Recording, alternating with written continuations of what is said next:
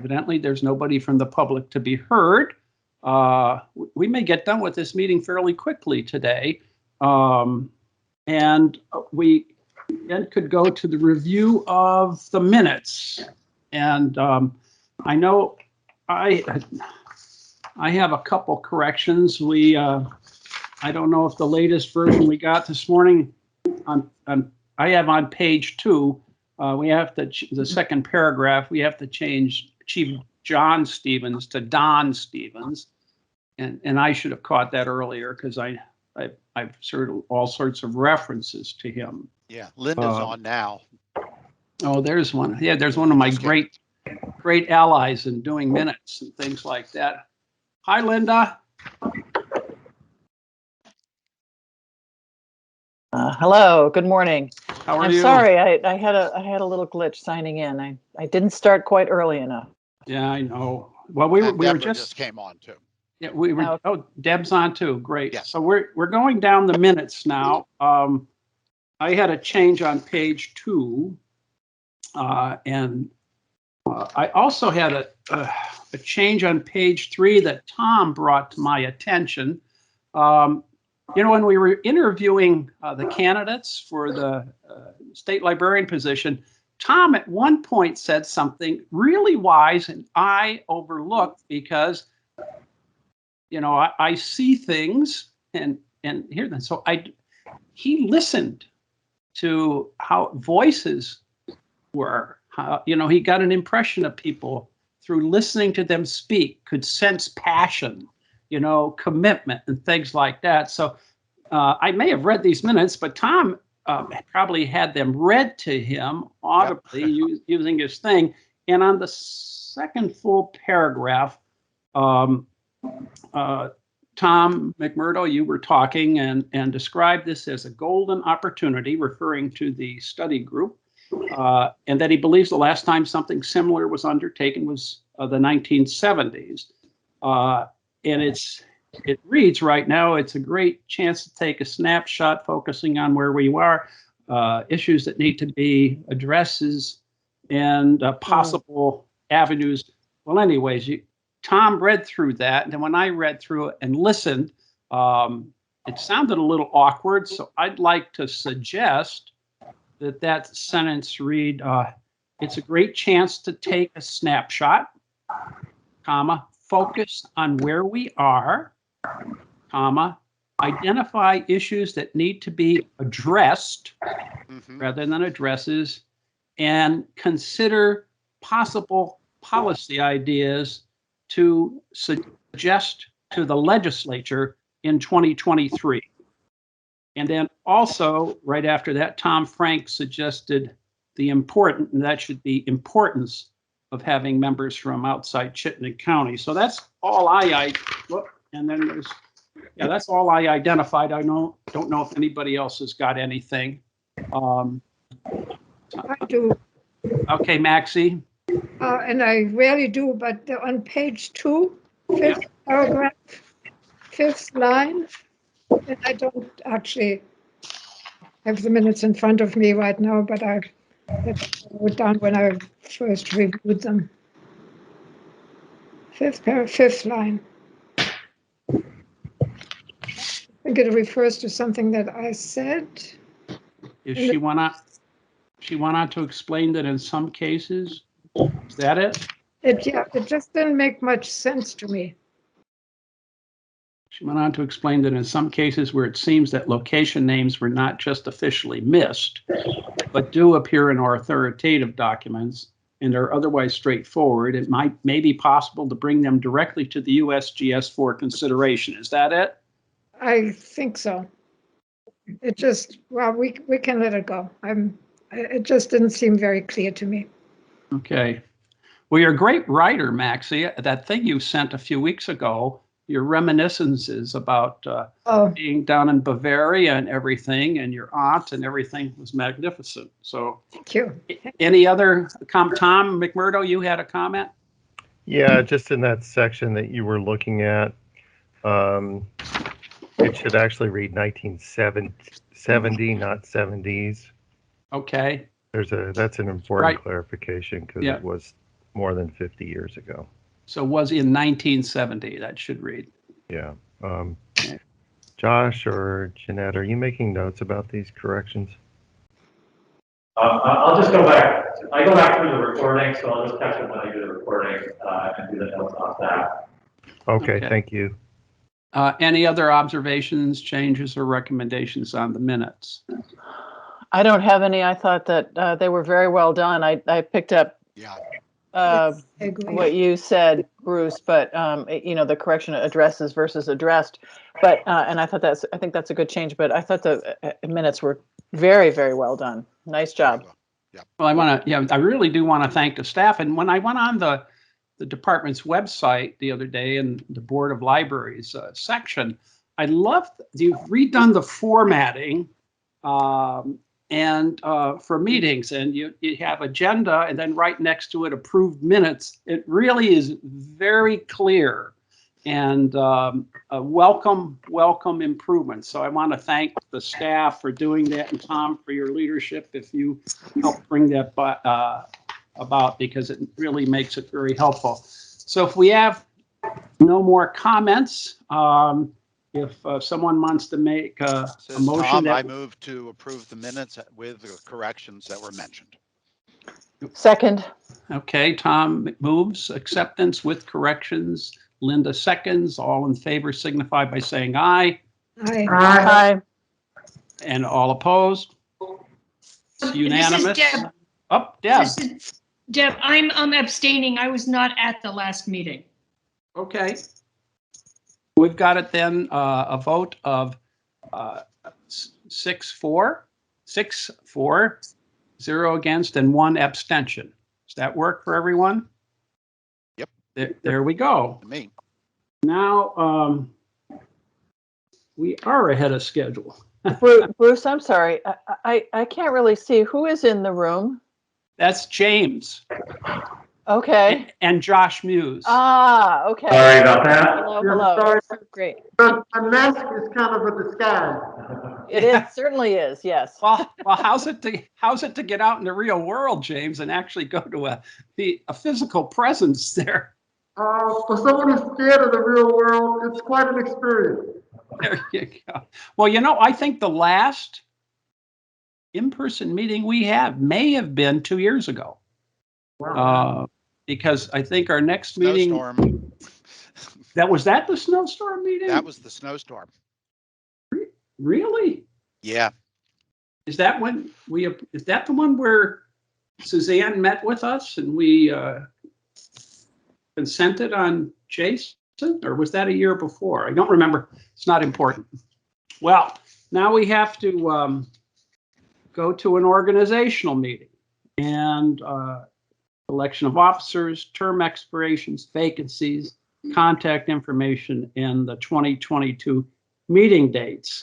And because I'm going off the board officially at the end of February, I will have, both Deb and we've served about the same time, 11 years, both appointed to fill a vacancy, which didn't count against our 2-term limitation. So I think it's wise now for the board to consider a new chair and a new vice chair, and I'll entertain any nominations.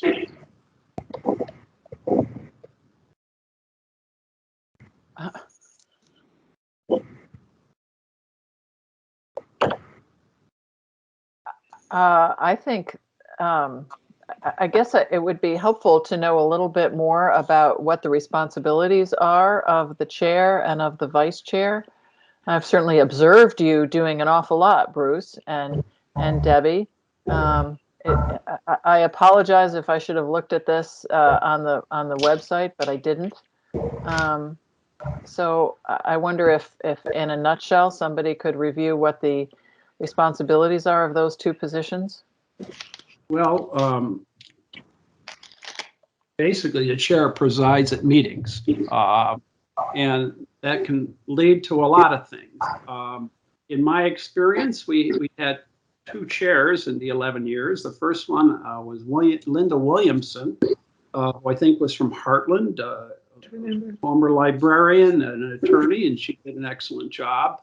And then there was me. I tried to work closely with the state librarian, whoever it was at the time, and also with the staff. As you know, all we can do is provide advice to the state librarian under statute, which was really clarified for us at a retreat we had down in Weston several years ago that Wayne Granquist ran on the top floor of the Vermont Country Store. Because if you're a new participant or looking at our charge, it seems to be pretty narrow. And advice, the state librarian can reject it. And then geographic naming, which is a pretty substantial statutory authority and power. I think it just depends. You can be a largely hands-off chair. I worked really closely, particularly with Scott Murphy, who some of you don't know. He was Jason's predecessor, and I worked very closely with Jason. We had some enormous issues that came up at that time, and I thought it behooved me as chair to really stay in close touch with these things. You know, we had the Dorothy Canfield Fisher issue. We then went on to Negro Brook, which was a subject of a New York Times commentary the other day, and links to one of our meetings, and also, or at least Channel 3 coverage and VPR, things like that. And the other thing that's happened in our tenure, Deb's and my tenure, is that naming has become a more frequent occurrence. When I first joined the board, I think it was the second year, we got a request from the Green Mountain Club to name something Dahl's Peak.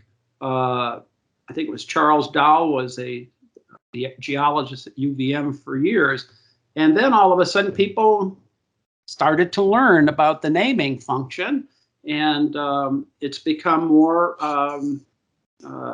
used.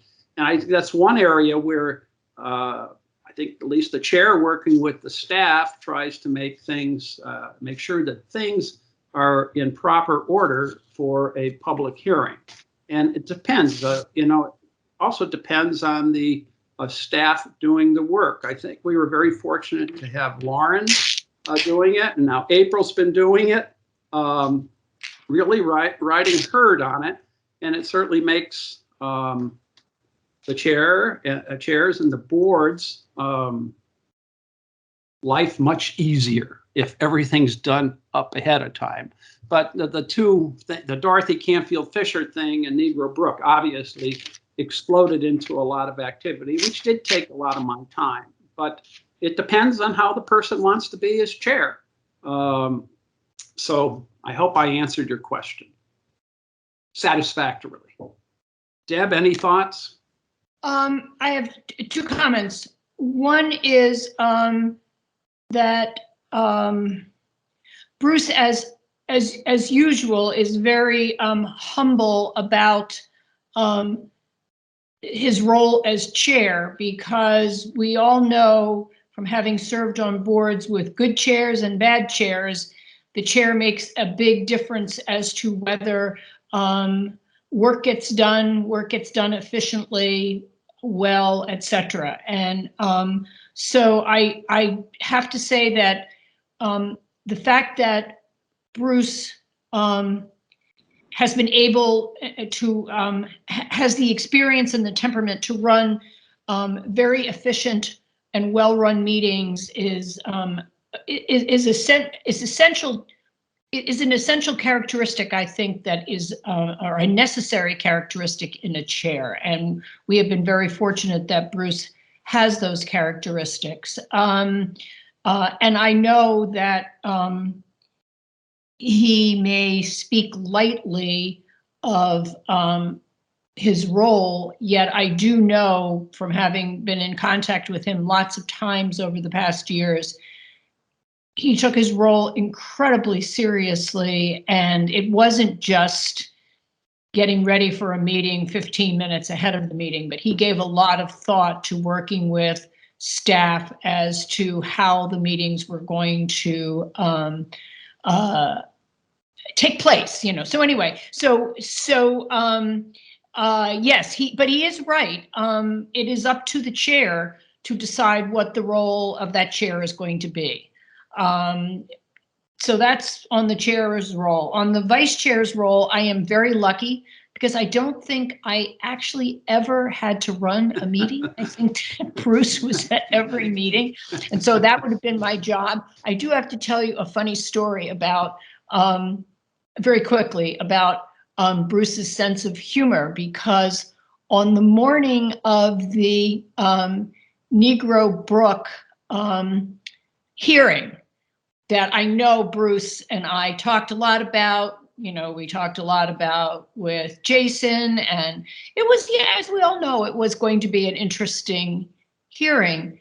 And Bruce sends me an email that says, oh, by the way, I think I'm going to go hiking today. So could you take over the hearing today?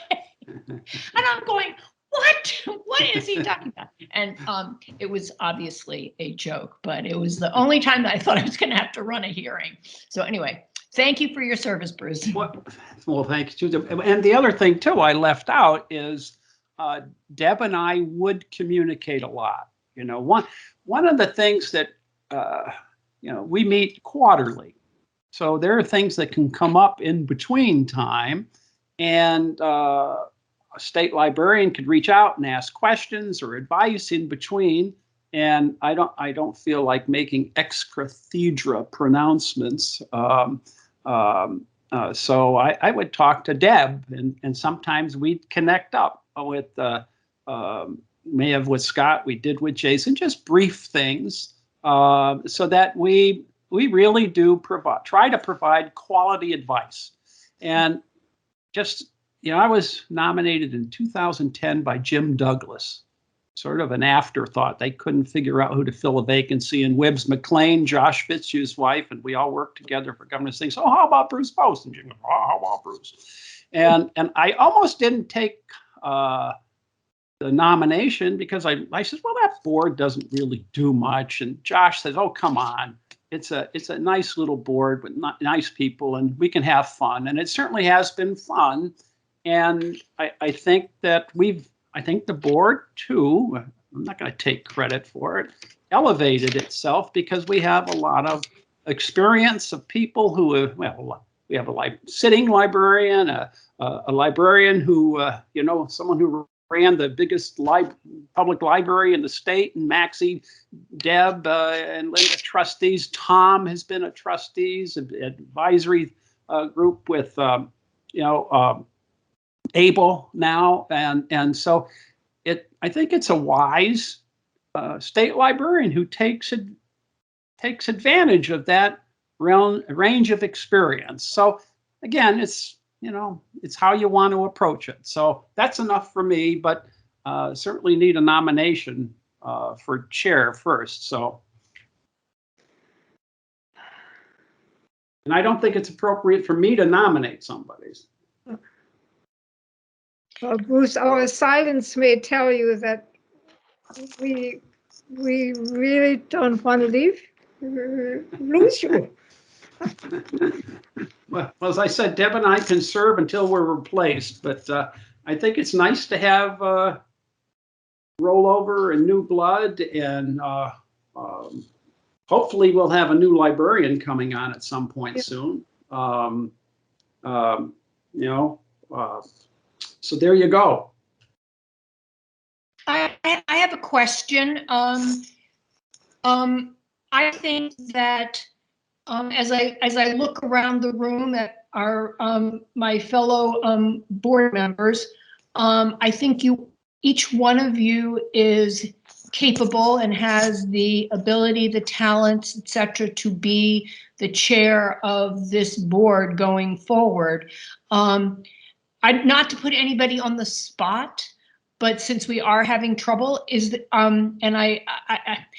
Is there anybody that would absolutely love to be the chair? And is there anyone that would absolutely say, I just don't have time to do this? So maybe that might be a way to help a nominating process.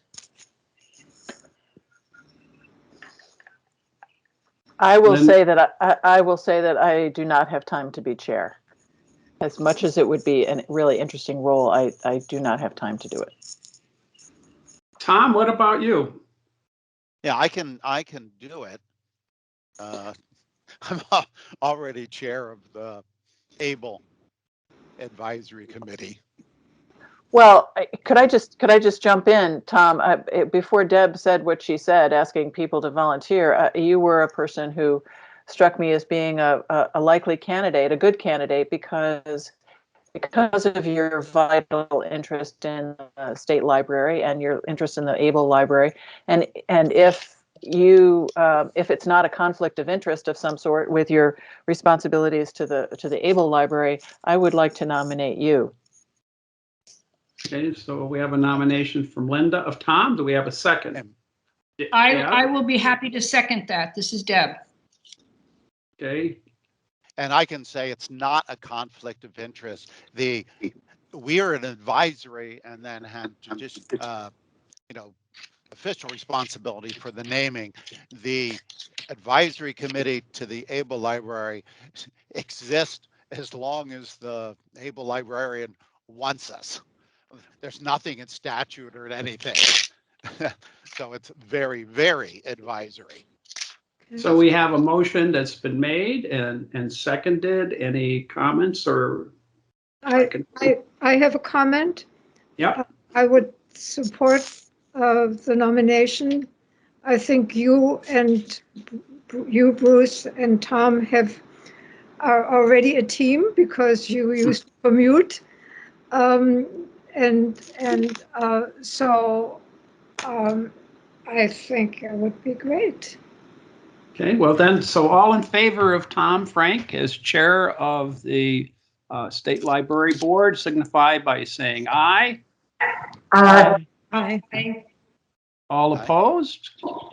No opposition, and I would say that it, with me voting too, I think I can vote as chair, make it unanimous.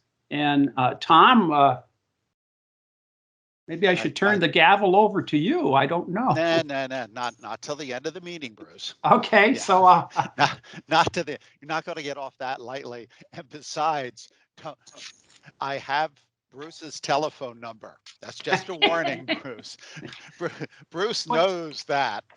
well, the interesting thing, and then we'll go on to the vice chair. But Tom and I, and as Maxie said, I picked Tom up in Milton. He used to take the SST bus, Special Services bus, down here to Essex. And then I find it's easier to pick him up. And yeah, we did have that trip in the snowstorm a few years ago, which was pretty exciting. And I was smart. I got off at the Middlesex exit because I worried about 3 Mile Hill up to Berlin. And some people got stuck there and couldn't make the meeting. But the interesting thing is, in all that commuting, I'd often say, oh, Tom, can you see that? Or Tom, hey, take a look at that. And I've said this to Tom, that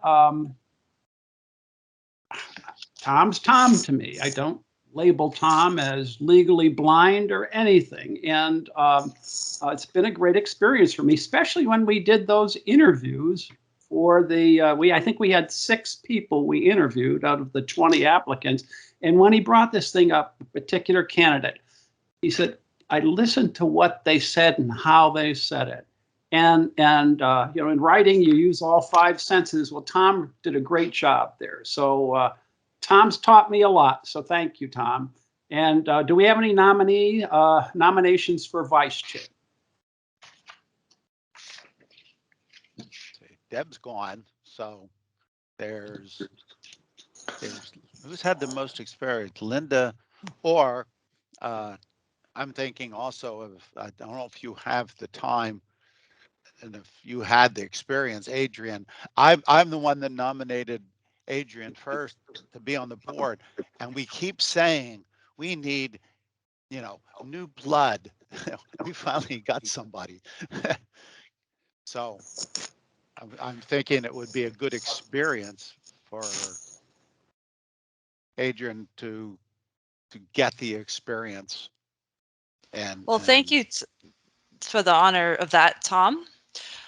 I would be interested in that in the future, but maybe not this coming year with time. But it would be wonderful to work with you. I would love to work with you, Tom. Well, talk about somebody who's got a lot of so Adrian, I'm thinking that's a Sherman-esque statement. If nominated, you're not running.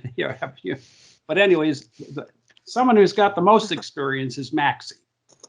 yeah, Maxie's got. And Maxie, how do you feel about being vice chair? Oh, you caught me by surprise.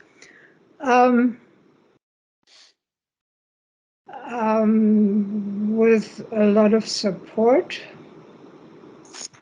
and talking with Tom. We used to be sitting next to each other, Tom, remember when Yep. we... Oh, yeah.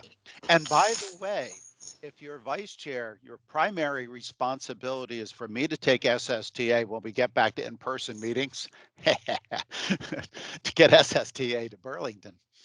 Okay. And catch a ride with you. Well, I guess I accept and feel honored and humbled. So Maxie, then you will accept a nomination and election if so chosen. Okay, so we have Tom, did you make the nomination of Maxie? I think you did, Bruce. I did, but Yes. Can I nominate? Well, okay, I'll Sure. nominate Maxie. Do we have a second? And I'll second it. There you go. Okay, all in favor of any discussion? All in favor of Maxie as our vice chair, please signify by saying aye. Aye. Well, Any thank you. opposed? No opposed, so that passed unanimously. So the torch will be passed at the end of this meeting, I think. And we can go on from there. I just want to see, I have this. You recognize that, Maxie? I do. I have one. Stadler pencils from Germany, made in Nuremberg. I love them. I go to archives, and you can only use pencils. And these are #2 soft. They're just great. Well, Maxie's family name is Stadler, and it was what, your great-great-grandfather or something that started making pencils in Nuremberg. And I saw a lovely film recently about it's based on fact, a young woman in Uganda who became an international chess champion. And in Uganda, they'd be taking notes. Stadler pencil. Stadler pencils. So there you go. So, okay. Bruce, can I just say, Tom and Maxie, thank you very much for taking on this responsibility. It's important to the state and important to the libraries, and I appreciate your stepping up to do it. Thank you, Linda. And look forward to working with you. Okay. Thank you. So With the new now- librarian here coming in sometime. Yeah, I'll talk about that in just a minute. I can't say, I won't say too much because, those who know don't speak and those who speak don't know. So I'll try to come here somewhere in between.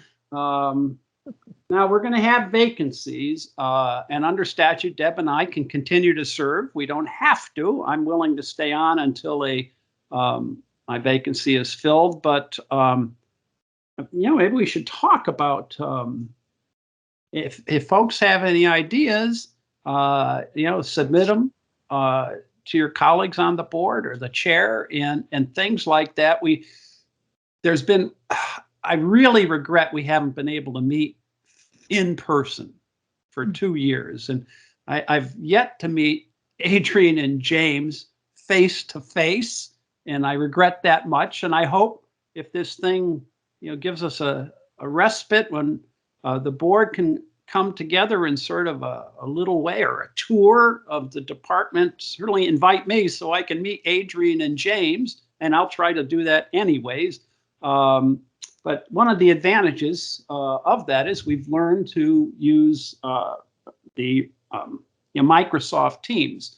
And that's certainly an advantage for someone who lives far away, for instance, Deb and Linda. And of course, who would think we'd have two people from Weston, you know, but Deb suggested Linda a long time ago. And I said, gee, I don't know Linda. Called her and we had a wonderful conversation. I says, but your greatest strength is you can commute with Deb and give her company on the road, just as I had company with Tom. So I think we should put our heads together and try to figure out how to approach filling these two vacancies that'll be coming up.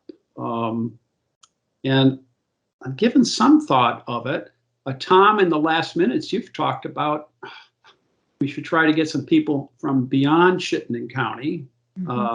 Absolutely, especially down the Northeast. That's the area where we're kind of missing. Brattleboro, Springfield, and they always feel like they're left out, and they're correct.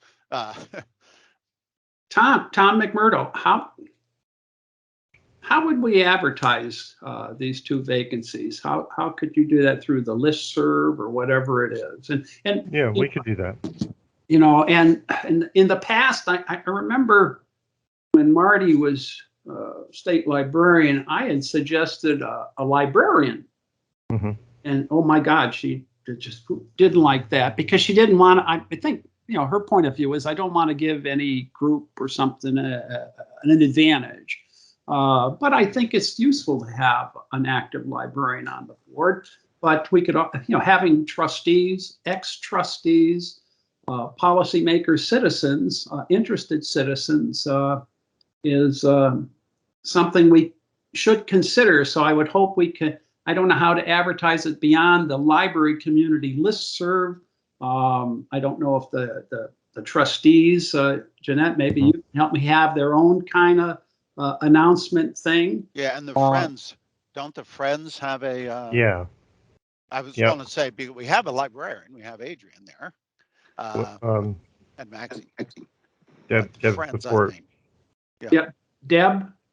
I have a comment and a thought.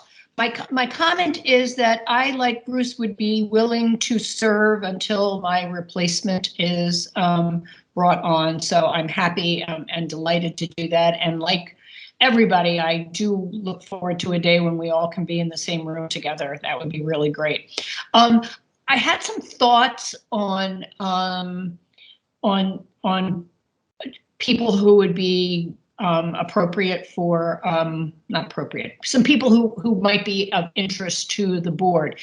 So I might suggest that, you know, oftentimes when boards are looking for new members, they kind of figure out, well, what are the characteristics that we're looking for? Are we looking for a librarian? Are we looking for a library trustee? Or do we have enough of those slots filled? Are we looking for somebody who represents whatever? I don't know. But I mean, it's kind of like, what kind of, do we want somebody that knows something about geography, you know? I mean, it's kind of like figuring out what skills do you want on your board? What do you have and what's missing? The other thing was, I was wondering if, not that I want to punt this forever, but if we are about to get a new state librarian, it might be worthwhile to wait till the state librarian is a board, because just like a chair of a board has a aura, a goal, or whatever of how they're going to run meetings and what's going to be important, I'm sure our new state librarian will have that sort of thing. And maybe it's wise to wait and see who that person is and what kind of things that person is going to champion. Because, for example, if this person is going to be all about, I'm just making it up, small libraries in the state, you know, then make sure you have some representative from a small library. If they're about school libraries, let's make sure we get a school librarian. I'm making it up, but I don't know. If we've waited this long, it might be worthwhile to wait till we get the new state librarian and get a sense of what that person is, and then fill in trustees or whatever we're called, directors, to fill gaps there. Okay. Linda? We can't hear you. Linda, unmute. Got it. Sorry. I was going to say something similar to what Debbie has said, that perhaps we want to wait for the new state librarian, but I don't know what the timing on that looks like. I don't want to.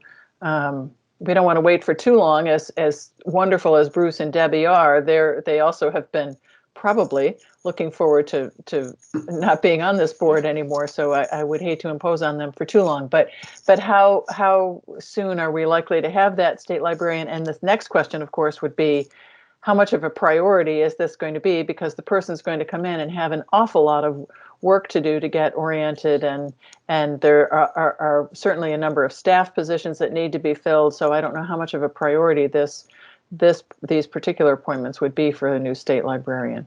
Well, in a while we'll get to Tom. Well, Tom, maybe you want to jump in a little bit, and then I can give some reflections on. I mean, it could be imminent.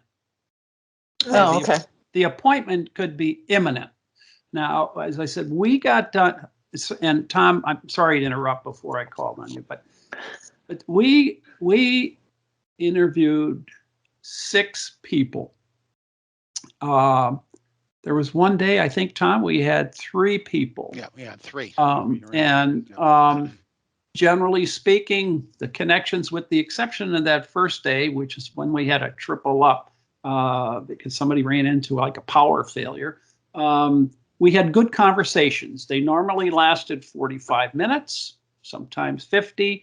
There were some questions, standard questions we asked. Then I tried to tailor my questions to what I read in the resumes of people. And Tom had always asked, name how you dealt with a difficult person and how you may have brought a solution to a difficult issue. And it was nice to see some people actually gave us real specifics from their experience, which was good. Well, we got done about the last week of October, and I was hoping we'd have a state librarian pretty soon. A favorite did emerge. I think the board would be very pleased with this person. But the fact that Suzanne Young retired on the 6th of November as Secretary of Administration, who has the appointment authority, with the approval of the governor and the consultation with the board, that messed everything up. And if I remember correctly, Suzanne was hoping that if we identified a couple of finalists, that those finalists would also meet one way or another with the new Secretary of Administration, and maybe with some of the staff that they would have to relate to in the agency, the deputy, and things like this. So evidently that's slowed things down, but Tom has been told a few things, and I got a communication from the Secretary of Administration's secretary or executive assistant that they're just in negotiations, and I don't know where that is, and I'm not going to mention who it is because I don't know. I really don't know. Tom. My understanding of this is that the offer has been made. This is information that's now almost 2 weeks old. So the secretary told me that they were in negotiations with the final candidate.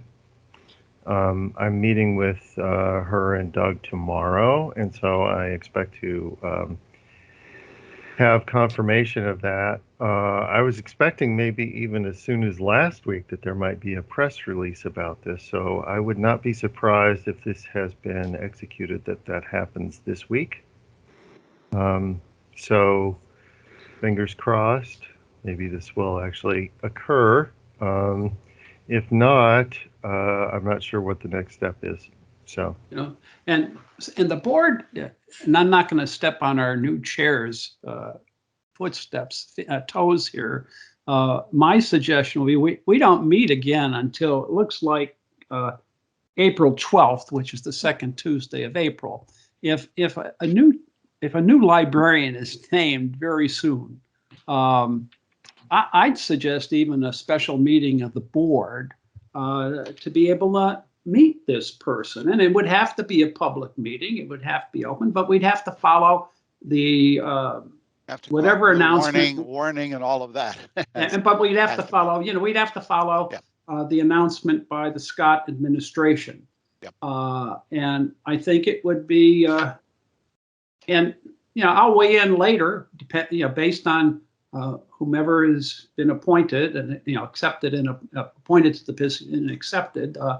But we had some really good quality candidates, and from all over the country,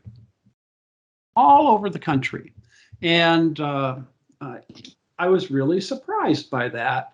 But somehow the word got out, and we had really good discussions, and I think we winnowed it down pretty darn well. And then if we have an announcement and have a special meeting at some point, I have a couple funny stories to tell too, but I won't tell them at this point anyway. So, Tom. I had a Tom question Frank from one person, and any outside of Vermont, and I said to keep it confidential, I said yes, we had candidates from sea to shining sea, and that was, and that we did. Yes, we did. Tom McMurdo. Yeah, I just wanted to make a brief comment about the notion of having approval of Board of Libraries members by the new state librarian. It brings up a very interesting question about the role of the board and the relationship to the state librarian, in that this is an independent board outside of the state Department of Library. So it's an interesting question, because I think that every state librarian inherits a board, right? And so leaving that appointment until there's a state librarian, I would tend to agree that the person coming in is going to have a significant learning curve and uphill in the first several months. And certainly Jeanette and I will be here too, and Josh, April, and all the staff will be here to do our best to make that transition as easy as possible. But I would also suggest that because the board does only meet quarterly, as you pointed out, that there's really no harm in soliciting interest in those positions before then. And we do have the capability of putting that out in several ways through our listservs, but there's also the VT Libraries listserv, which has non-librarians on it. We can certainly put it in our newsletter, which has some reach, and of course our social media. And yes, we do have a list for trustees and friends as well. So okay, that's what I was asking. Yes, that's good. Yeah, I have heard some interest from at least one person in the Bellows Falls area. So that would be a good addition, I think. So I think that if we put that out there, I think that one of the things though would be having a process for this, because if we get 3 applicants, how does one select those, and who does the selection? I believe that this is a board appointed by the governor, so does the secretary make that selection? No, the governor actually makes the selection. The governor makes the appointment. The Secretary of Administration appoints the state librarian in consultation with the Board of Libraries. And no one defines what that is, but it's not subject to our approval. It's just our consultation. And you might say right now, and it depends on how the secretary wants to do that in terms of the state librarian. Suzanne met with us over Jason's appointment. That was the snowstorm, and she came down for that. When Scott Murphy was selected, the board appointed Josh and me to help filter the applications, and an appointment was made from that. So that was also a form of consultation. And Tom and I were really brought in to this with Suzanne Young.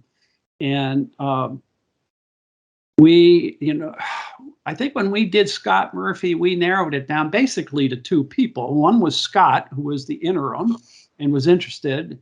And I'm sorry, Scott, ran into the difficulties he did and had to resign. And he was just a great guy, I thought, and a really good librarian. But we had, I think we may have interviewed someone else on the phone. I don't remember. And then we interviewed Scott in person. In this case, we had 6 interviews. So there's been healthy cooperation and consultation, at least between Suzanne and me and a new chair. We'll have to see how they might handle that with Tom or anybody else going forward. So we'll just see. But I think, Linda. Are you back? Okay. I'm in the meeting. I was just going to, just to go back to what Tom McMurdo was just saying.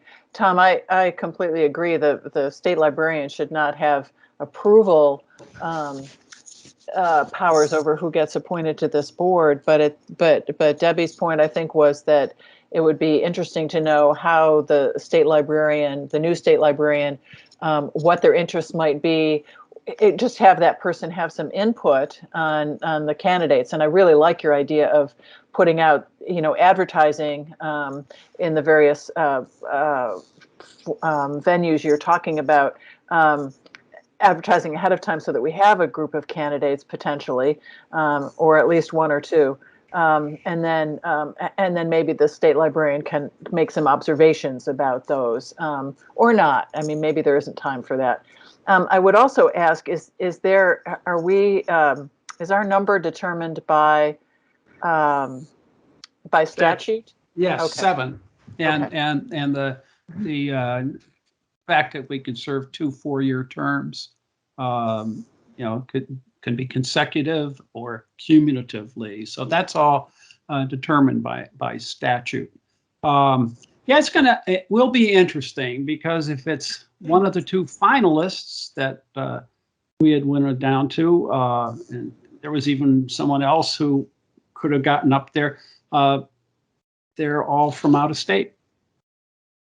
And so that will take some ramping up. And there's also in fact, we've got, thank goodness Tom's there, we've got the working group going on, and that's going to take some things. When Jason came on, he was, assistant state librarian or whatever the term is, but he'd been here for just a little while and then was interim. So he had some idea of the library landscape environment in Vermont. Scott had been librarian in Milton. Tom knew him from there. And Scott had also been a vice president of the Vermont Library of VLA, I believe, and then had to leave the state for family reasons and came back. So he had a good understanding of the state. There's the high probability that there will be, as Tom said, a learning curve, and the staff can help out with that. Board members can help out with that. That's why I would suggest hopefully a special meeting so we have can develop some familiarity. And based on the choice, I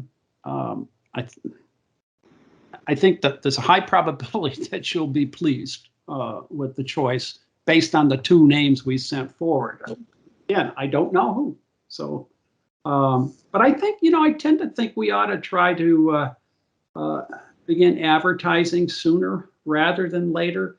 It doesn't work too fast sometimes. Now, Tom, for instance, recommended Adrian and suggests, so I, apply. Deb recommended Linda. And so as I spoke and about, how we looked at things, about how to go through the process of applying, and you apply through the board and commission's website of the governor, you fill out some stuff, and I don't know how they handle it internally. I know Brittany Wilson, who's the Deputy Chief of Staff, used to be the Executive Assistant to Marty Reed. And I don't know if Brittany plays a role. So you just have to see how it goes from there. Deb. I don't know if they're still doing this, but I remember when I was asked and was being considered, I actually got a call from somebody in the legislature, and they did a whole long interview with me and what I thought about libraries and why I was interested and what's the purpose of libraries and blah, blah, blah, blah, blah. Anyway, it was very interesting. Well, we are subject to confirmation by the Senate Education Committee, I believe, and I got called by Phil Baruth and Debbie Ingram, and I don't know what your individual experiences were. So we are subject to Senate confirmation, but that doesn't prevent us from serving. Josh. Hi, James wanted to say something. Yes, I want to preface what I'm going to say with a couple of statements. One is that this may have already happened, and the other is, if it hasn't already happened, I don't know how to do it. But I will say, as we're talking about things like advertising in different places, including social media and different library outlets, I'm wondering, especially also since geographic naming seems to be something that we're going to be doing more frequently, should we reach out to various Abenaki communities? I mean, there may be a very good person out there. I notice, and I'm one who does this too, whenever I have some kind of question with regard to the Abenakis, I contact Chief Stevens. And he will actually point me to another chief and I didn't really even understand that there are different tribes within the Abenaki tribe. And in that long process that it took them to even get recognized, I noticed that there were different kinds of personalities involved in that, some of whom I would think were very knowledgeable about not only Vermont, but also libraries.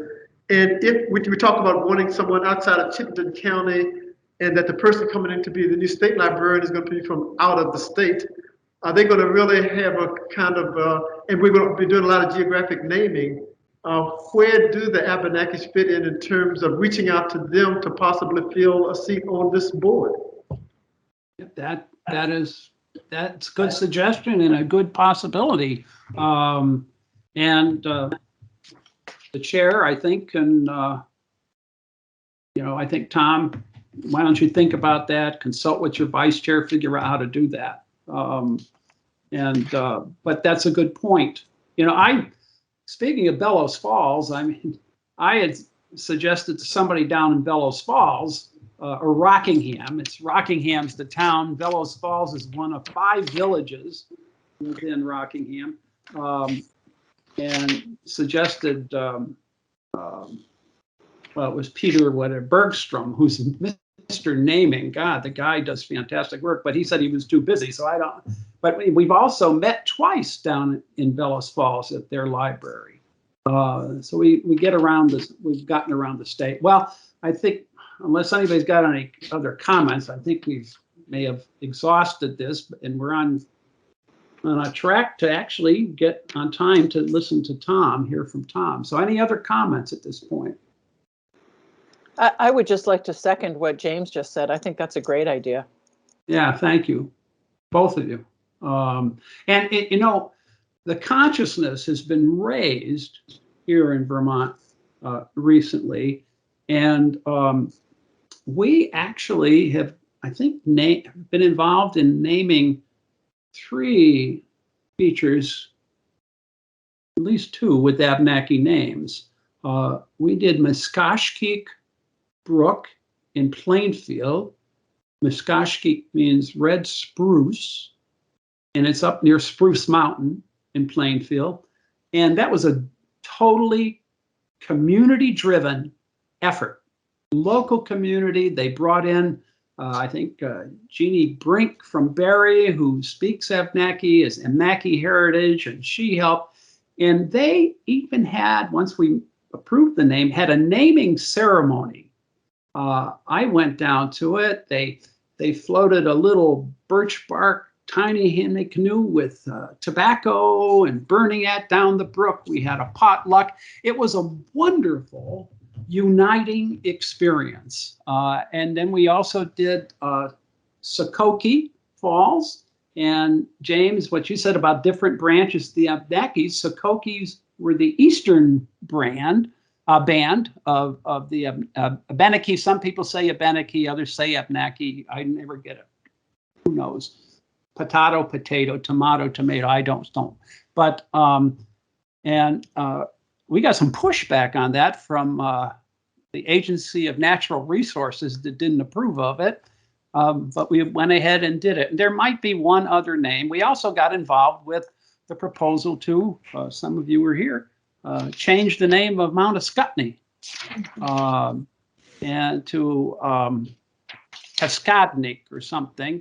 And the person recommended it never came to the board meeting, and eventually, we disapproved it. But we had a linguistic anthropologist from the Smithsonian Institution who was washing dishes with his sister-in-law across the river in New Hampshire when she looked at Ascutney out the window. She said, "I wonder how it got its name." And this guy did all the research and contacted me, and I learned a ton. So I think it is good to be sensitive to these issues, and I think the board helped elevate it a bit by our naming other things, and quite frankly, the Dorothy Canfield Fisher proposal was brought to us by Judy Dow in Essex, who's very active in the Abnaki community as well. So, we've raised a lot of consciousness in the state of Vermont over the past few years, not only with naming, but with eugenics and things like this. And I think you've all made a great contribution. So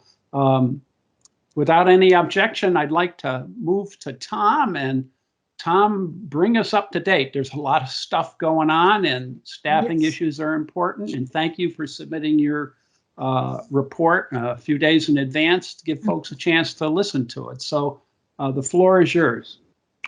Thank you. I assume that everyone's read this, but I'll quickly just go through the topics, and then any questions or discussion after that will be welcome. So we issued over $920,000 to 162 public libraries using the ARPA funds that came to us through IMLS. So these are differentiated from ARPA funds that are going to municipalities or state governments, in that they were earmarked directly through the Institute of Museum and Library Services.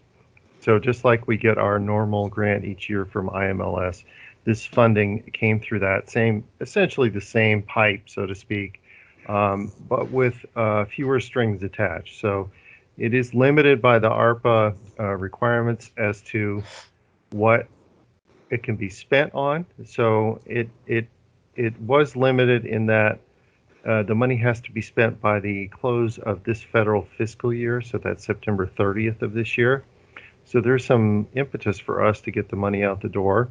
We were very pleased to be able to offer this grant as quickly as we could. I wouldn't say that we were the first state, but we were among the first group of states in the country to issue these to libraries. So we're very happy about that. In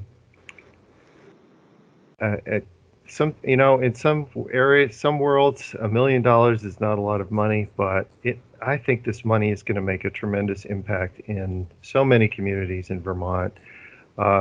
Working with Jason, we decided, Jeanette, we decided that the grant should have a minimum of $2,000, and part of that rationale is that materials cost the same whether you're in Burlington or Bakersfield. So we wanted to make it worthwhile for every library to apply.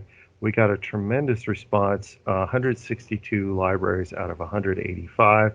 Remember, some of those on the far end of that 185 are a corner in a municipal building. So library is pretty generous, but as you recall, you may know this, I think all of you know this, that if you get $1 from the town, that you can be considered a public library. So some of those outliers did not apply for this, but for the most part, we got a lot of traction with folks. We heard from a lot of libraries that we generally have very little to no contact with. And that, that brings up a longstanding issue with the department and how it is that we can get traction in some communities. But that's a topic for another day, perhaps. But the good news here is that we got that money out the door. People were very excited to receive it. It ranged from $2,000 to just over $66,000 for the Fletcher Free Library in Burlington. And there's just so much good stuff that's being purchased with that money. So we're very excited about that. Can I interrupt for a second too? I know I complimented you and Jason and Jeanette in a prior meeting. I think that was a $2,000 minimum grant. It was absolutely brilliant. We used to do this when I worked in the Senate.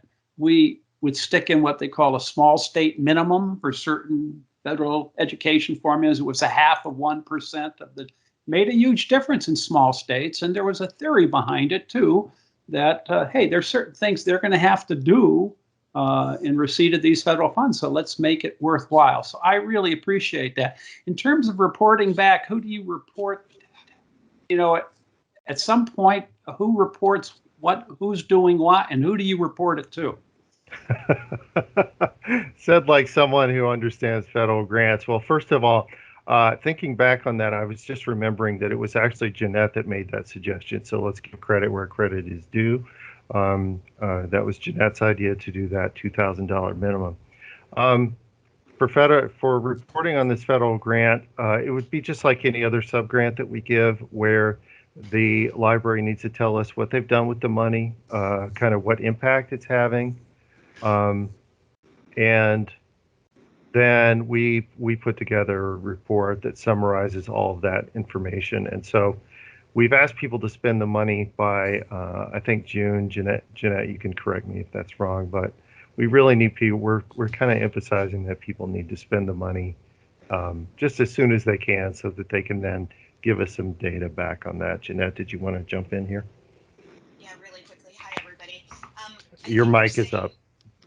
Your mic is up here. Is up on my head. Thank you. It's always something with the mic.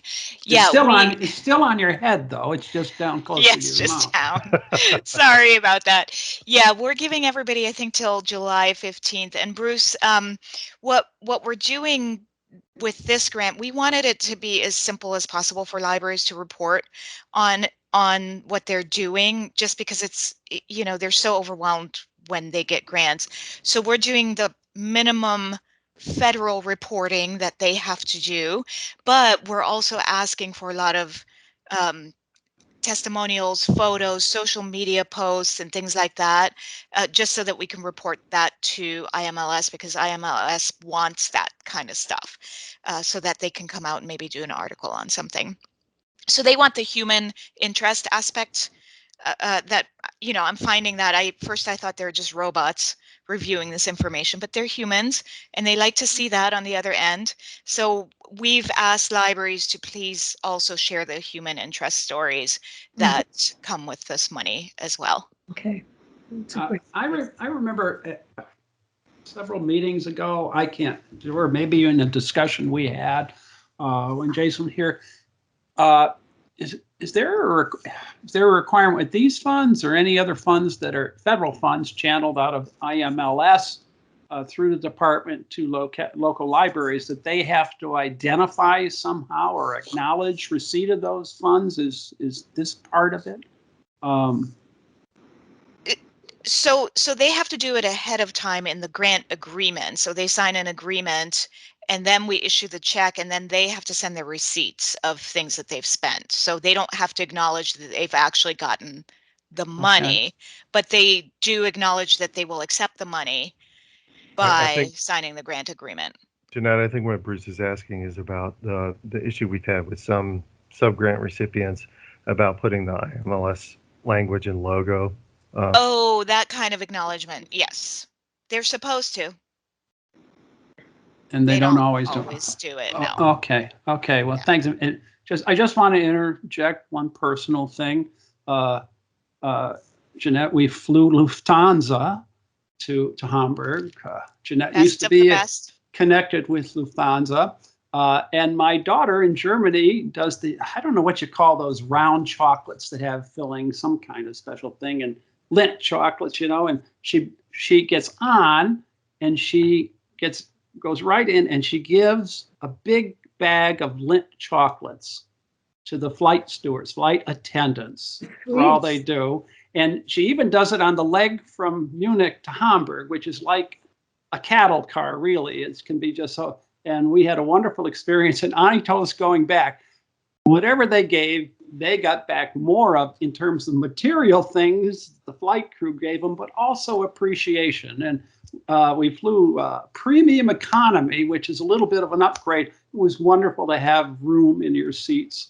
And when we had Margot at 14 months coming back over, that was helpful too. So I'm sorry to take from your time, Tom, but I wanted to share that with Jeanette. So there you go. Not at all. That's a great idea, actually. Yeah, it's one of those things. Okay, so we're so pleased to get this money out. We feel it was just something that we've been talking about for so long, and we feel like it's going to do a lot of good out there. Changes at the department. We've made a couple of hires, which we're very excited about.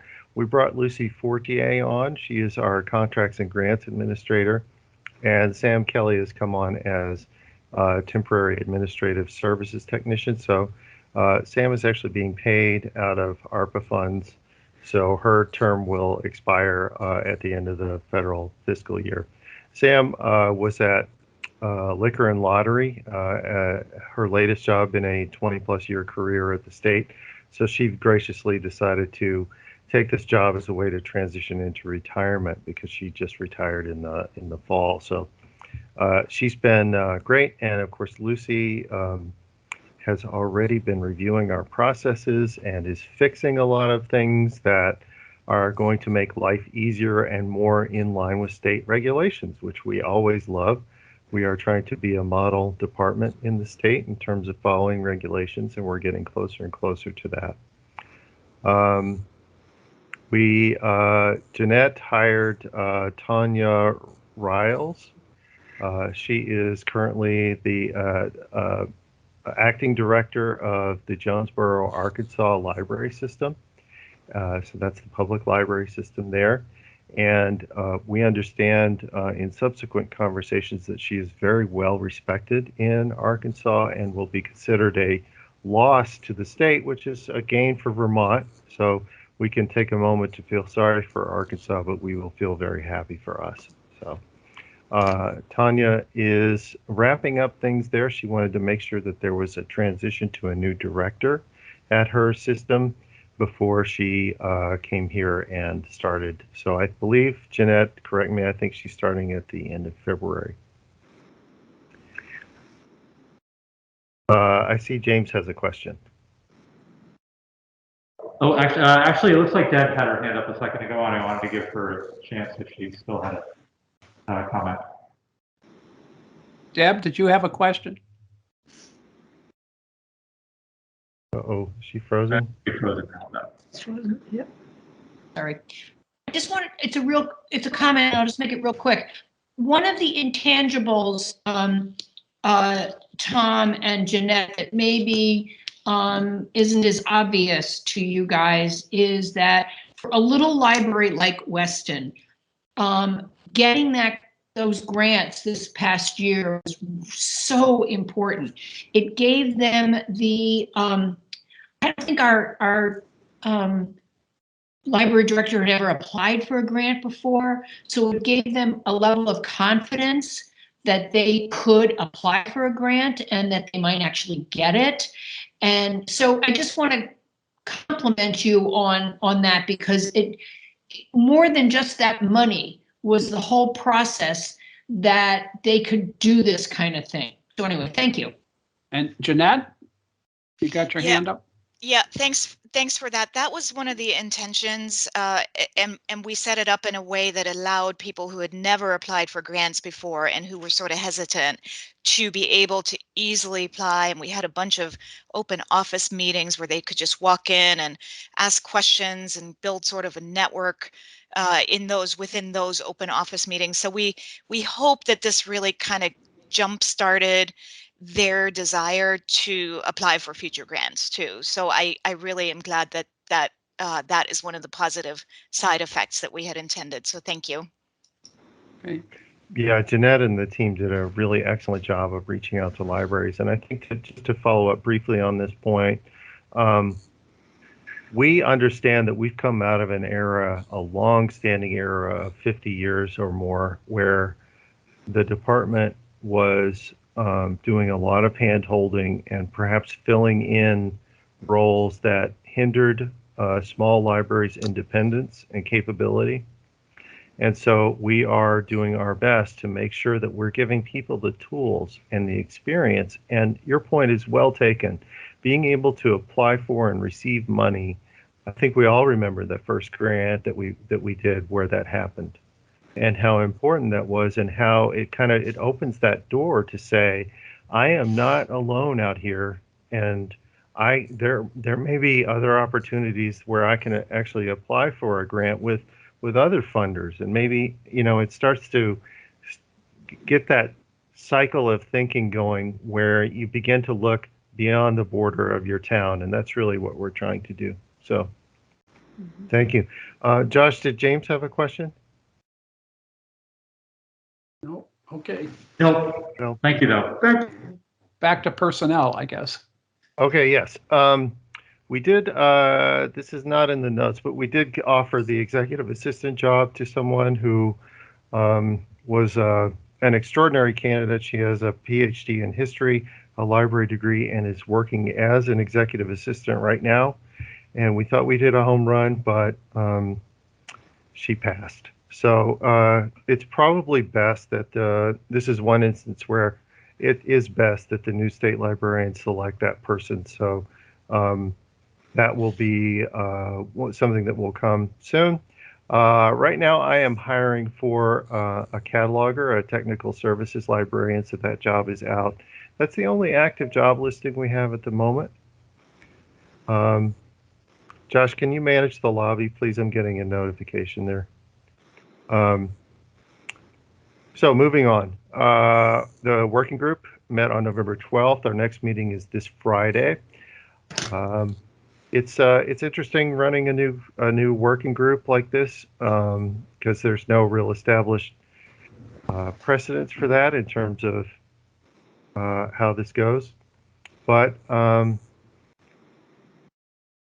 we have started on November 12th. We started having testimony from various librarians in the state. They had submitted written testimony, and then from those groups, they were self-volunteered to be able to give testimony in the meeting, which was most excellent. I think we learned a lot, and I think that model is working out very well. So this Friday, we're going to hear testimony about collections in the state.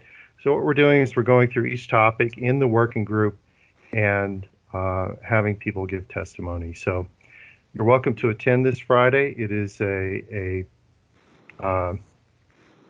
link is available on our webpage, so you're by all means welcome to attend that. It's this Friday at 10 a.m.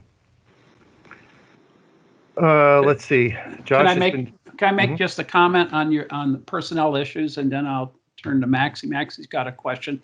Yeah, I'm personally sorry you couldn't hit that home run. Well. But I think it's also important that the new librarian have some say in who her or his executive assistant might be.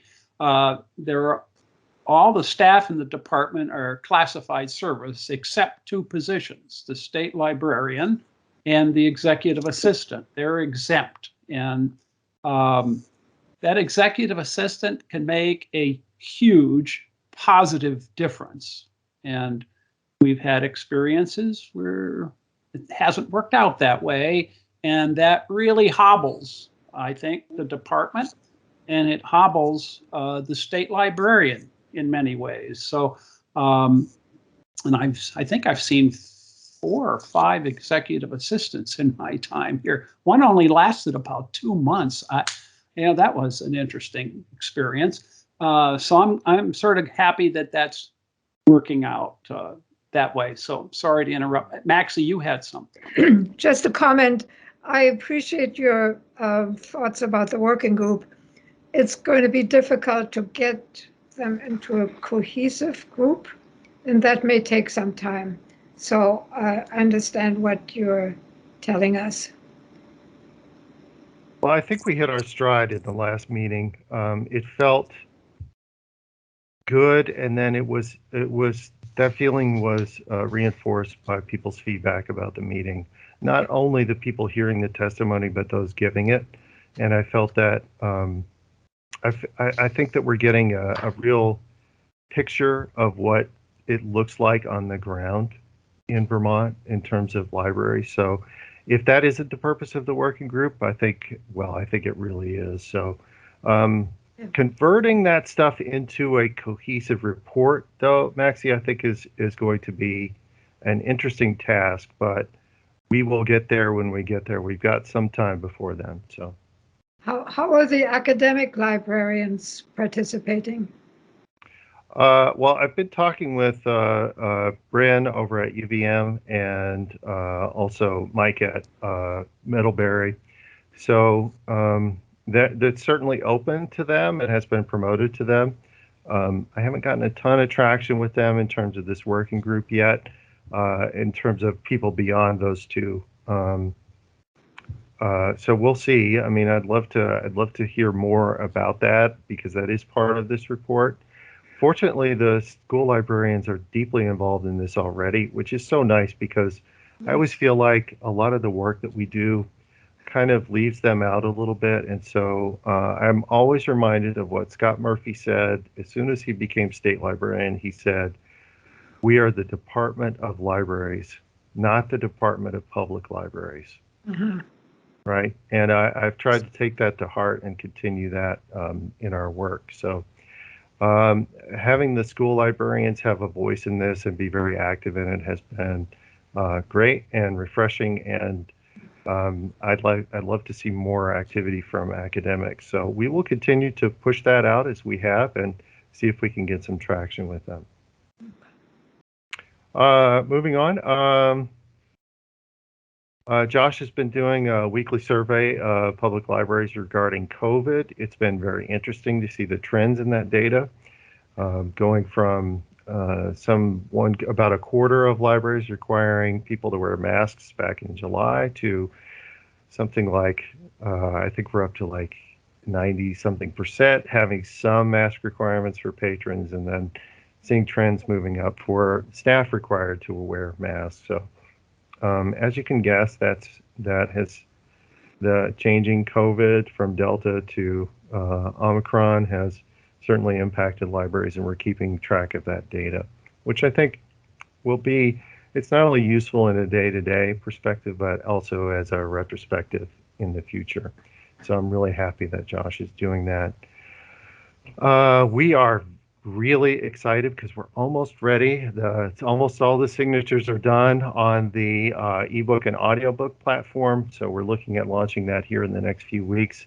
That is going to be a true statewide ebook and audiobook platform that will be free to Vermonters to use. And we are hoping to use some of the additional ARPA funds that we have to purchase materials for that. So we should be able to make a big splash with this and immediately deliver readily available ebook and audiobook content to Vermonters. One of the problems with audiobooks often is that, first of all, they're expensive. And so being able to provide them to a lot of people is difficult because the holds will stack up. And so people get turned off by these ebook and audiobook platforms. So one of the things that we're doing with this new platform is focusing on material that can always be checked out. So we're going to have a lot of sort of a core collection of materials that we hope will be appealing to people. We found that statistically about a little over half of the use of these platforms is those permanent materials. So if we can make those appealing and interesting for folks, then we may even see greater use there. So we're excited about that.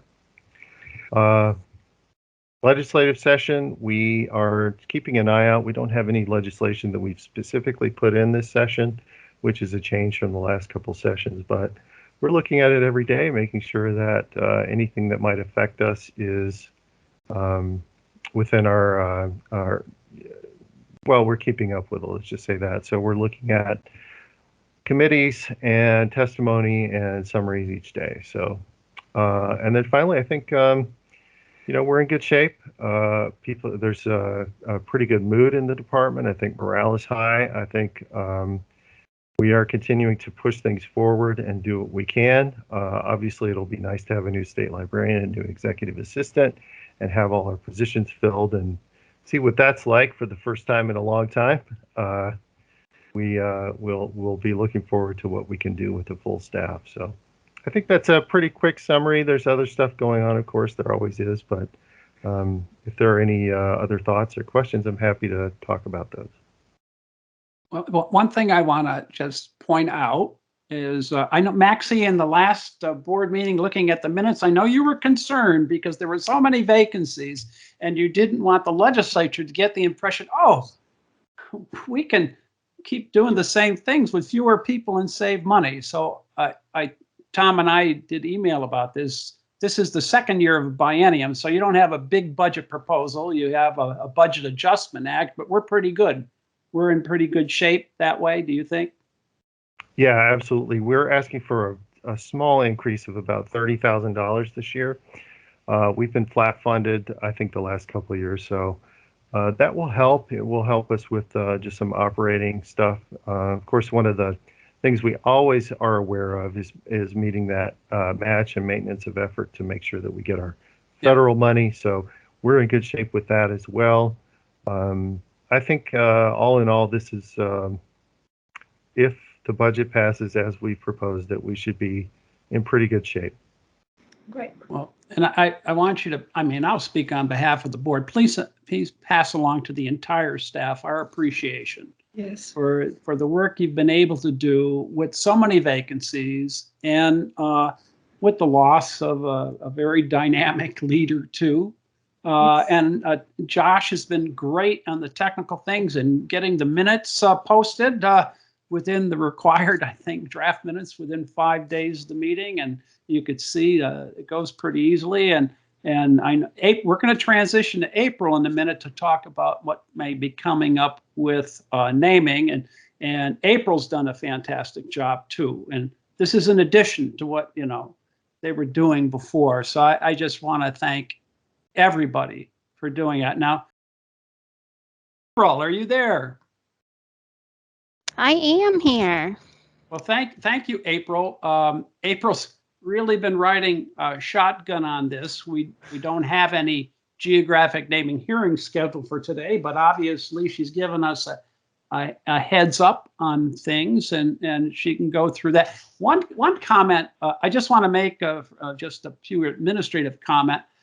Tom had brought this to me. He has trouble with Google Docs because of his vision impairment. I have some trouble with Google Docs because of my technical impairments, but I have to end up converting it all into PDFs and stuff like that. So somehow I don't know if that's the best way of getting information out or not. But I just wanted to toss that in as a review. Yeah, she just sent me You can go outside for a second. just sent me those forms that were on docs, just straight PDFs, and it opened up beautifully. Okay. So, Okay. it's just docs is a pain, and I got my wife who used to teach computers and CCV, and she doesn't like docs either. So that's just some, consumer feedback for folks. But April, I don't want to take away from you. So why don't you go ahead? Okay, so I just wanted to give everyone a little update on the petitions that we currently have, which there are 5 petitions that have been submitted. Most of them seem pretty straightforward. And there are 3 that should be heard together because they're in the same area and branch from the same source. And that is the petition 1, 2, and 3, which is Pagebrook, Schoolbrook, and Heronbrook. And Pagebrook, the board had previously heard a petition for, and then the petitioners were going to go check for any Native American history about the name and connect with anyone in the Native American tribe for feedback on their proposed name. And so they brought that information back and then also submitted 2 additional petitions that come from the same source in Bakersfield. And we also have Root Brook, which is in Montpelier and was submitted by a person who the brook goes through their property behind their house. And Bumblebee Brook in Shelburne, which has, I think they told me it's 7 tiny ponds as part of it. And what I was hoping is that the board could come up with a possible schedule for hearing these petitions, because I found some of them I had not been told about. So I found them in August and they had already been submitted maybe 8 months before that. So I'm hoping to work with the petitioners to ramp up hearing petitions again. And I didn't know if we wanted to maybe assign 1 per meeting or what strategy works best for the board for considering petitions. Well, based on my experience, if they're relatively easy, well, first thing, grouping Bakersfield together makes sense. And not only did, we throw Pagebrook back to Bakersfield after Negro Brook, but we actually threw it back to them before that because Josh found that they had actually were choosing the wrong brook. And that's the kind of thing to be careful for. So my own feeling is if you could at least take the small ones, the board could probably do it in a conscientious but expeditious manner. Okay. There is possibility of 1 or maybe 2 petitions regarding Negro Brook. Yes. I think 1. I think okay, they may be 1. Okay. I had heard something about it, and there was one person talking, and I don't know if it was a Montessori school down in the area. So I talked to my local source down there, Charlie Marchant, who's with the Historical Society. He was aware of it. Nothing's come forward. I don't know where they are. I do know the select board wanted to have a discussion about the issue at town meeting this year. So I don't know where they are, but that'll be something again. And who knows? We'll wait until a petition is submitted, but it would behoove them, and maybe if April's been in touch with them, work with the department ahead of time before you submit the petition. And that was a big problem with the Negro Brook petition.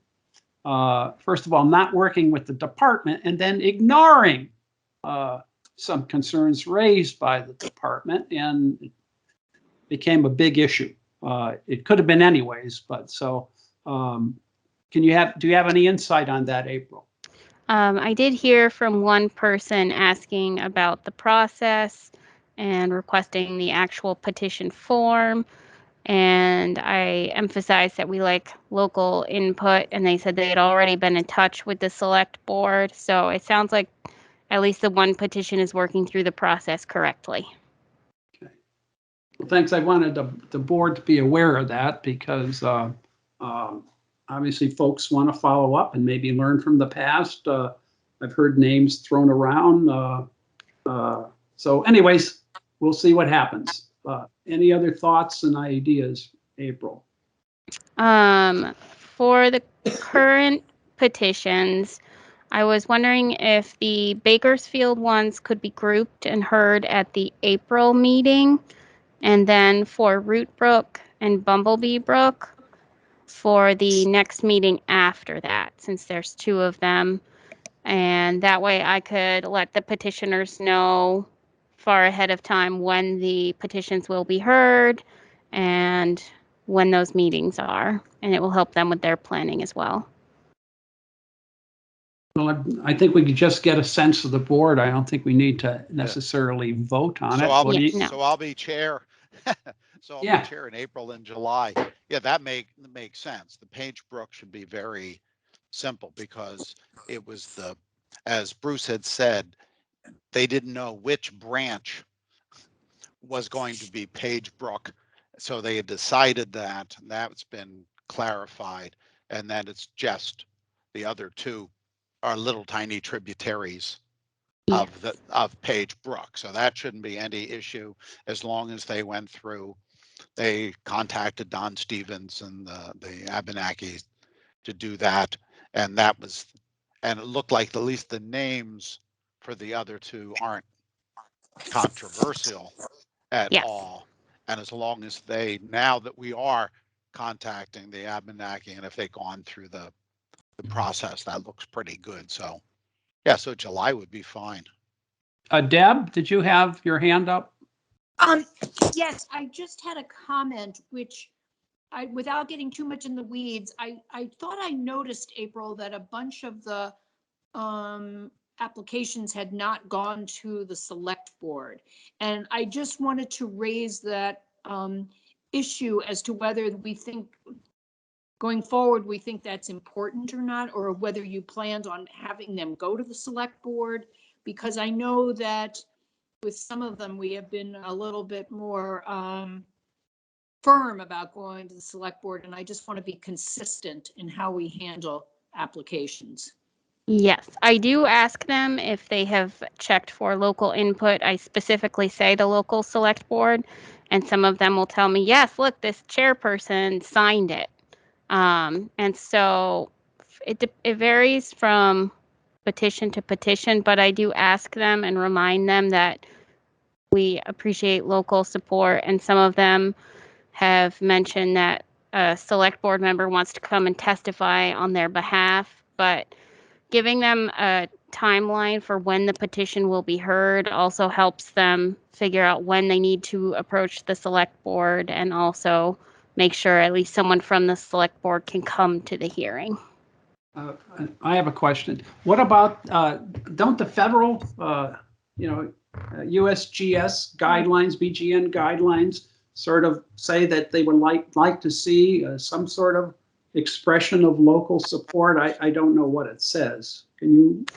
I do not know off the top of my head what it says. Yeah, you can find their rules online, or also you have Jenny Runyon's email address. Get in touch with Jenny and ask her that question, because one of the things I think the Negro Brook applicant said, well, there's no requirement in statute, and we had to say, well, we do work with the federal USGS, and we try to adhere to their standards as much as possible. So I think you should get some guidance from Jenny on this as soon as possible, and that'll help you. And she could give you you may not be doing this once we get fully staffed, but it's useful for you or whomever might succeed you in doing this to know what the federal standards are, and there are links to their standards and practices, which I think is also important. Linda. I was just going to say that I think we need to be very explicit about that. Either we require that local entity, and preferably the select board, or we just appreciate it, or it would be nice. I mean, we have to be explicit. If we're going to require it, then we have to require it. It has to be said as requirement. Well, thinking back on things, we've had three somewhat controversial proposals. Negro Brook was one. The renaming of Mount Ascutney had the potential to be controversial. It was certainly significant, but it had no local support. There was, I think, the select boards in the area voted against it, and I think the applicant never showed up at our meeting. And we said, Josh was still on the board, I think. We said we'd be willing to entertain it again if you could demonstrate some local support. And then we did have something with what was called Prosperity Peak, which is an unnamed hill or peak in Groton State Forest. And it was brought by Vermonters for a New Economy, and they were really politicizing this whole thing of prosperity to deal with their sort of ideology of local governments, local economies, and things like that. And they never went to the locals. And it took us 2 meetings to handle that. We said, well, you better go talk to the select board. They did. They brought it to town meeting. The town voted it not to recommend it. And then we had a select board member whom I know come to our meeting to report on behalf of the select board. That doesn't mean necessarily we have to accept that or something, but with our eye on the federal guidelines, that's where I think it'd be helpful to get that, and particularly a thing if we want to make that explicit as a board policy. It's not. I can't remember what it is in statute. The 25 signatures, flora and fauna of Vermont, things like this. But and there are certain things the feds don't want us to name. I've often thought, geez, if we could lease Mount Mansfield to Microsoft for 10 years, we might be able to make a lot of money, But anyways, there you go. So sounds good to me, having been involved. But boy, I will miss naming. I have a lot of fun with that. So. Well, you may not miss naming after I bring up the next one. Oh, okay. I'm out of town. A potential petitioner emailed me, and they want to name 47 unnamed waterways, all in the town of Wethersfield.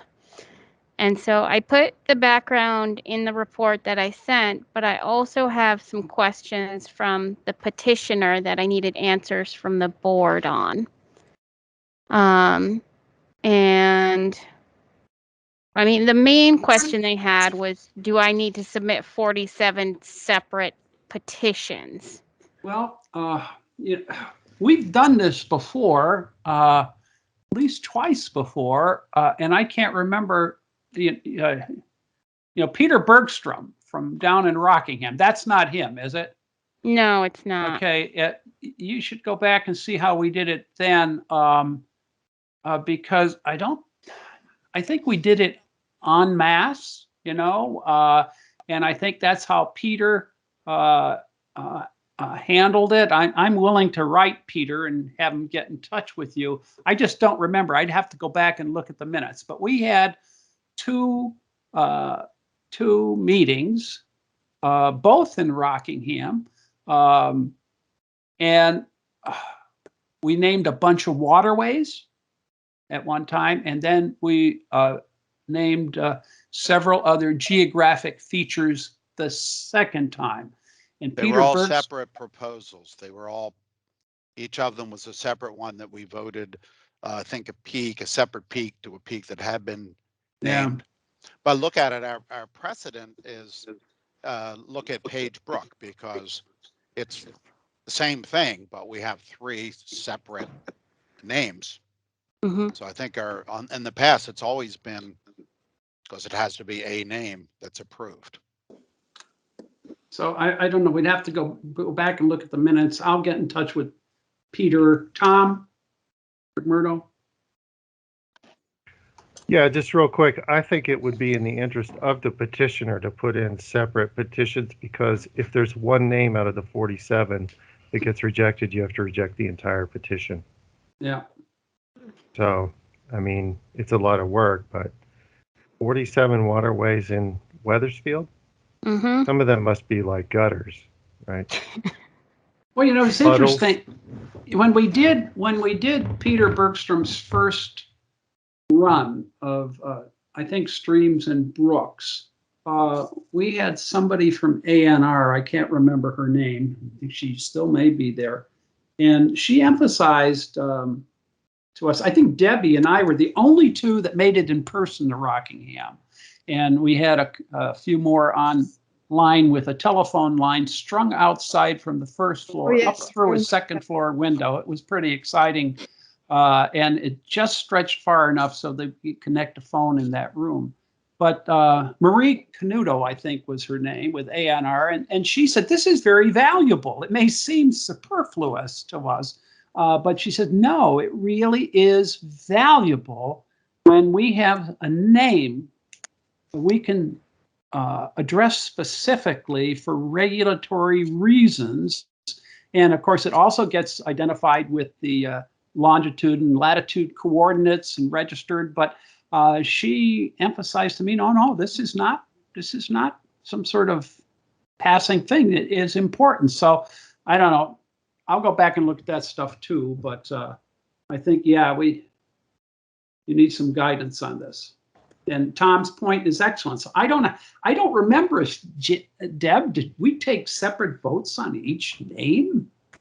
That would have taken. I don't remember. I think I would just have. Yeah. If those minutes are online, I'll look at it. Okay. Is that it, April? I think so. Yeah, I'm reading through the questions they sent me, and I think we've answered most of them.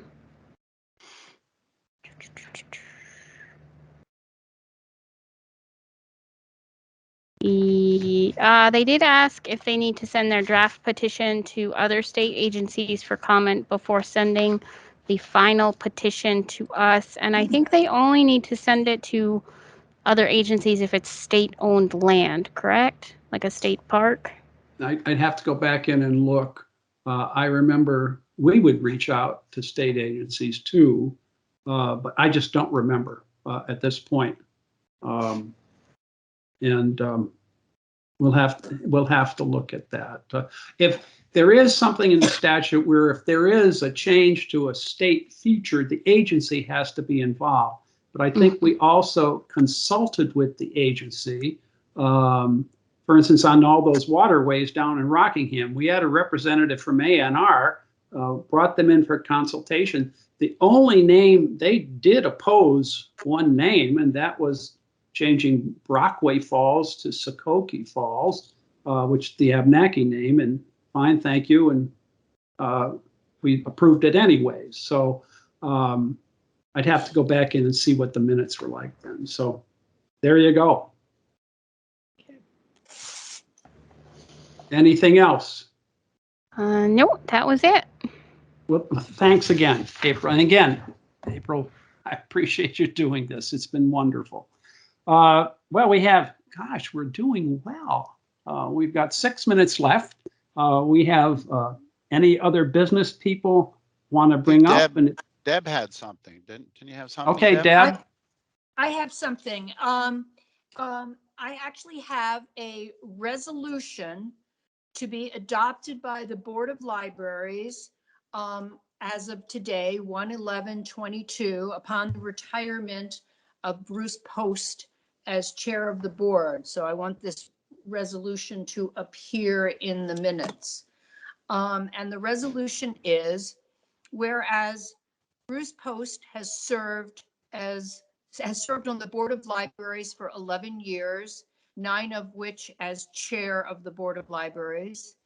And whereas Bruce Post has overseen the work of 4 state librarians, and whereas Bruce Post has led the board with extraordinary competence, efficiency, professionalism, and unfailing good humor, and whereas Bruce Post has been a tireless advocate for the state librarian, the Vermont library system, and the role of libraries in people's lives. Now, therefore, the Board of Libraries wishes to express its deep appreciation for Bruce's leadership and his service to the state of Vermont, the people of Vermont, and the future success of libraries in our state. And the board extends best wishes to Bruce for all his future endeavors, to be adopted by the Board of Libraries on January 11th, 2022.